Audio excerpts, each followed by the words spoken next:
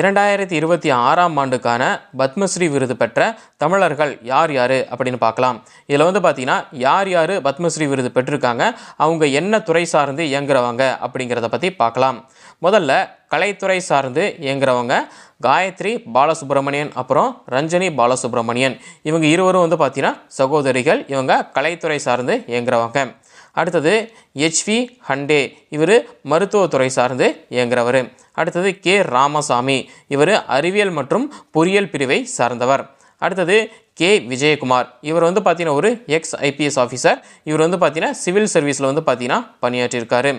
அடுத்தது சிவசங்கரி, இவங்க மொழி மற்றும் கல்வி பிரிவை வந்து பார்த்தீங்கன்னா சார்ந்தவங்க.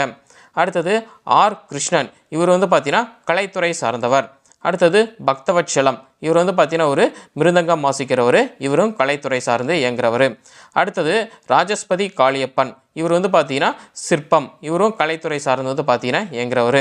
அடுத்தது புண்ணியமூர்த்தி நடேசன், இவர் மருத்துவத்துறை சார்ந்து இயங்குறவர்.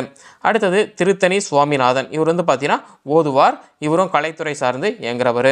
அடுத்தது கே பழனிவேல், இவர் வந்து பார்த்தீங்கன்னா சிலம்பம். இவர் வந்து பார்த்தீங்கன்னா கலைத்துறை சார்ந்து இயங்குறவங்க. இதில் வந்து பார்த்தீங்கன்னா கலைத்துறை சார்ந்து இயங்குறவங்க தான் வந்து பார்த்தீங்கன்னா அதிகமாக இருந்திருக்காங்க. மொத்தம் எத்தனை பேர் அப்படின்னு வந்து பார்த்தீங்கன்னா மொத்தம் 7 பத்மஸ்ரீ விருது வந்து பார்த்தீங்கன்னா கலைத்துறை சார்ந்து இயங்குறவங்களுக்கு தான் கிடைச்சிருக்கு. சரிங்களா? யார் யார் கலைத்துறை சார்ந்து இயங்குறவங்க அப்படிங்கிறத மட்டும் சொல்கிறேன் பாருங்க. காயத்ரி பாலசுப்ரமணியன் அப்புறம் ரஞ்சனி பாலசுப்ரமணியன், இவங்க இருவரும் வந்து பார்த்தீங்கன்னா சகோதரிகள். இவங்களும் கலைத்துறை சார்ந்து இயங்குறவங்க.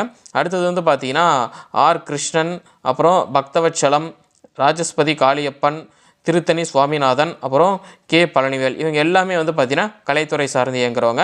மருத்துவத்துறை சார்ந்து இயங்குறவங்க வந்து பார்த்தீங்கன்னா ஹெச்வி ஹண்டே அப்படிங்கிறவர் மருத்துவத்துறை சார்ந்து இயங்குறவர். புண்ணியமூர்த்தி நடேசன் அப்படிங்கிறவர் மருத்துவத்துறை சார்ந்து இயங்குறவங்க. இதில் வந்து பார்த்தீங்கன்னா அறிவியல் துறை சார்ந்து இயங்குறவர் வந்து பார்த்தீங்கன்னா கே ராமசாமி அப்படிங்கிறவர் அறிவியல் மற்றும் பொறியியல் பிரிவு.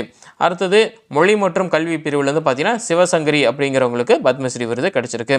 இவங்க 11 பேரும் வந்து பார்த்தீங்கன்னா தமிழர்கள். இவங்களுக்கு வந்து 2026ஆம் ஆண்டுக்கான பத்மஸ்ரீ விருது கிடைச்சிருக்கு.